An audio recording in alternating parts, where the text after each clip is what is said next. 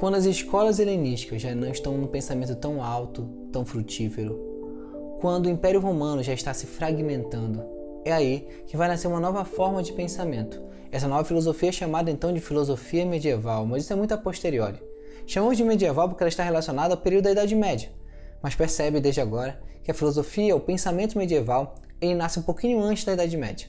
A Idade Média inicia na crise do Império Romano, com a queda do Império Romano do Ocidente, no século V d.C.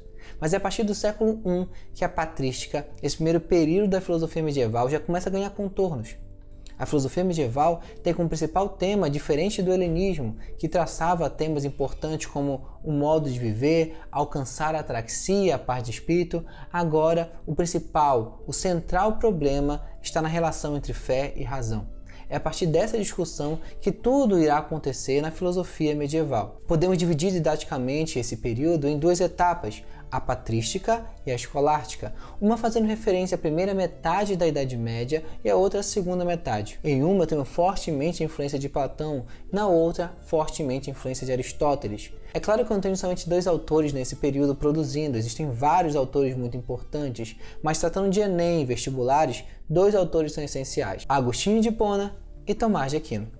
É a partir da leitura desses caras que vai se dar todo o pensamento medieval, basicamente. E quando eu falo de pensamento medieval, não é o pensamento só do período, mas o pensamento da Europa e de uma Europa que é cristianizada, obviamente. Vocês precisam entender isso. Existe todo um legado oriental que não é visto de maneira adequada justamente por conta dos vestibulares que não tem um foco. Mas a gente vai primeiro traçar como esses caras são importantes mesmo que para a produção do pensamento cristão. Mesmo na produção do pensamento cristão, eles são indispensáveis. Mas é claro que existe uma produção de pensamento para os árabes, pelos árabes nesse período, que não é muito beneficiada pela forma em que o vestibular é feito. Falando do primeiro período, a patrística, ela tem esse nome porque ela faz referência aos pais da fé, aos padres da igreja. Padre e pai é sinônimo. Esses caras são os primeiros importantes autores que vão defender a fé. São chamados de apologistas, porque eles fazem apologia, eles defendem a fé. A patrística é responsável pelo momento de fundação, de fazer as bases da igreja, da cristandade. É na patrística que vai se formar a base do pensamento cristão. Nesse momento tem autores muito importantes como São Justino, Tertuliano, Tassiano, mas nenhum deles vai ser comparado ao que foi Agostinho de Hipona. Um homem que não nasceu na fé cristã, foi convertido, deu uma volta por vários tipos de pensamento e pecados diferentes, e a partir do momento em que ele se converteu à fé cristã, foi um homem novo. Essa fé, então, que é meio que racionalizada da Agostinho, vai ser impactante para a vida dele. Esse místico que conduziu ele até a fé vai fazer fortemente parte daquilo que ele conduziu. A fé pregada pelo Agostinho e o momento que ele vai enxergar é parte de um prisma subjetivista. É a partir do prisma subjetivo que ele vai tentar entender e explicar as coisas, inclusive. Agostinho de Hipona fez parte de seitas como o maniqueísmo, que pregava que o mundo inteiro é dividido em duas partes. Eu tenho duas noções, duas forças opositoras, o bem e o mal, que entram em constante conflito. O problema é que partir desse pressuposto significa dizer que o bem e o mal são necessários e são princípios da humanidade, princípios ontológicos. Se eu acreditar nisso, eu vou ter que acreditar que Deus é mal. E Agostinho se separa dessa veia maniqueísta justamente nesse momento. Quando ele se tornar cristão, a solução encontrada para ele nesse momento vai ser explicar que a maldade está na ausência de Deus. Onde Deus não está, não existe maldade. Deus é completa bondade, por isso devemos adoração a Ele. Agostinho é o cara responsável por reinterpretar e, digamos melhor, cristianizar essa ideia de Platão para a fé cristã. Ele vai trazer conceitos como o mundo das ideias, a teoria da reminiscência e outros conceitos para dentro do pensamento cristão. É claro que ele não faz isso diretamente, existe uma ponte. E quem é a ponte para se chegar até Platão? Ele usou Plotino. Plotino é o autor responsável por manter viva a chama de Platão. Plotino é o autor do neoplatonismo, é o cara que continua investigando e montando as ideias do Platão, criando uma nova maneira de pensar o neoplatonismo que vai chegar até Agostinho. E é a partir daí que ele conhece Platão. Por que Platão? Porque Platão parece muito mais fácil de ser usado, mais politicamente adequado, segundo as tradições religiosas. Então, no primeiro momento, durante a Idade Média, Platão será altamente elevado e Aristóteles estará no esquecimento, justamente porque ele não era grego, ele era estagiário magirista, lembra? Ele é da Macedônia, e com a queda do Império da Macedônia, ele caiu em descrédito. Só será retomado graças a Andrônico de Rhodes, um cara que organizará a sua obra, e aos árabes. Se não fossem os árabes, Tomás de Aquino talvez nunca conhecesse Aristóteles. Mas voltando ao Platão e ao Agostinho, o Agostinho então vai criar vários conceitos importantes desse prisma subjetivista. Ele vai entender, por exemplo, que na relação central entre fé e razão, a fé é mais importante. É preciso crer para conhecer, segundo Agostinho. É a minha crença, a minha fé que capacita meu aprendizado. Eu não posso conhecer verdadeiramente as coisas, eu não posso conhecer a verdade se eu não tiver fé. Outra coisa, a teoria da iluminação, que é uma espécie de adequação, de cristianização da teoria da reminiscência do Platão, não sei se vocês lembram, que é a ideia de que a gente não aprende, a gente lembra das coisas. Para Agostinho, eu só aprendo as coisas porque Deus me ilumina, Deus me capacita, me relembrando daquilo que eu já sabia. Quando que eu sabia? Quando eu já estava na mente de Deus. Porque antes de Deus criar a gente, nós já existíamos na mente dele. Enquanto mente de Deus, nós compartilhamos da sua divindade e esquecemos quando encarnamos neste corpo.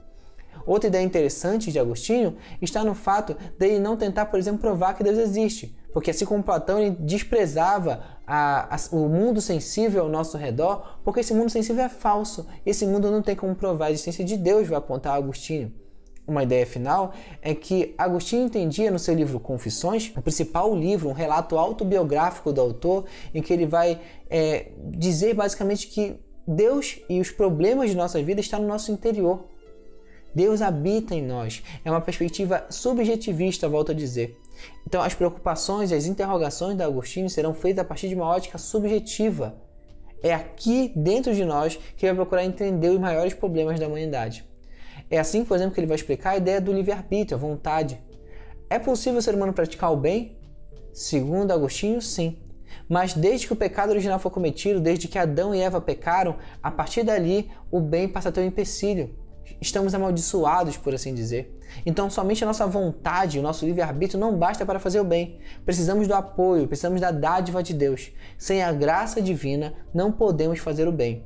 Então grava isso. Para Agostinho, o fazer o bem e mesmo a salvação só é possível graças à graça divina. Se você tentar muito, a sua vontade não é suficiente para fazer o bem.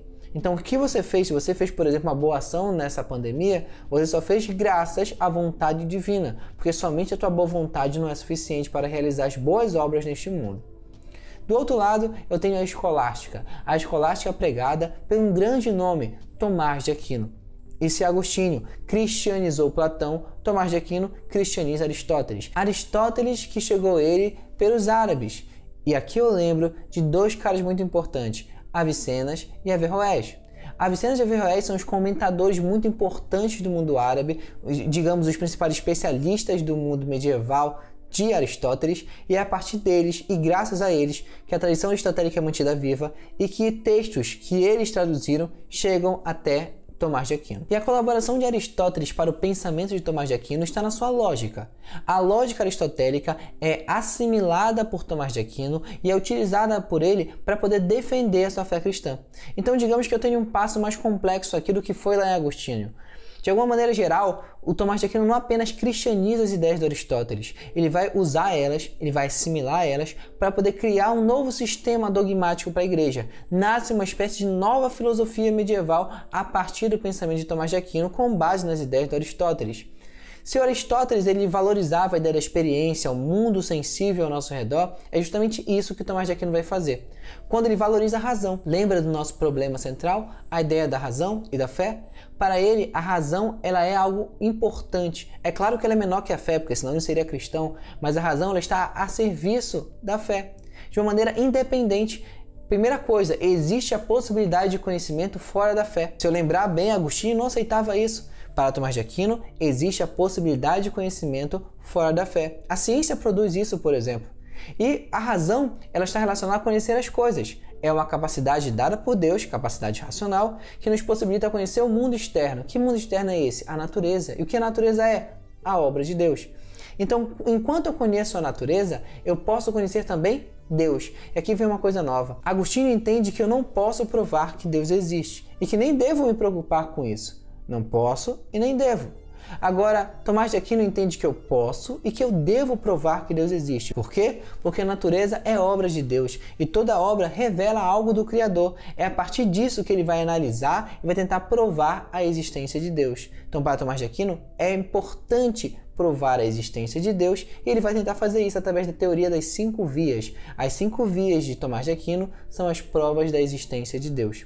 Tomás de Aquino é responsável, então, por dar um lugar à razão em relação à fé. Tomás de Aquino elaborou 5 provas para provar a existência de Deus. Essas 5 provas são as 5 vias, que são, respectivamente, a via do motor primário, a via da causa eficiente, a via da contingência necessária, a via dos graus de perfeição e, por fim, a via da finalidade. Essas seriam as 5 provas da existência de Deus. Fora isso, Tomás de Aquino se inquietou sobre os tipos de conhecimento do mundo, sobre o conhecimento que é sensível e o conhecimento inteligível, mas é principal para a gente perceber que ele deu um lugar diferente para a razão em relação ao que foi feito anteriormente dele.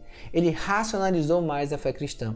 O seu principal livro é a Suma Teológica, uma tentativa gigantesca de aprender a realidade. No seu contexto histórico estão a formação das universidades. As primeiras universidades do mundo surgem no período em que Tomás de Aquino está produzindo alguma coisa. Então é a partir disso que a teologia não pode mais ser algo para o monastério, algo para a própria igreja. É algo que vai ser ensinado em universidades. Saca então que o paradigma que ele tem na frente dele é diferente do que era Agostinho.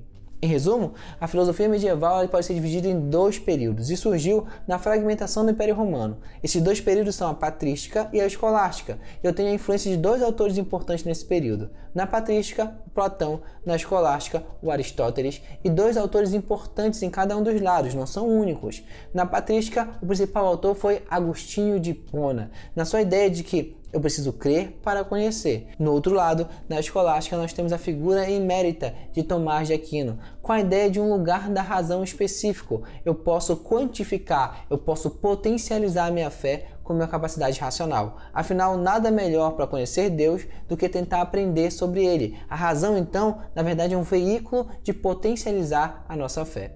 É isso, galera. Até a próxima aula. Valeu!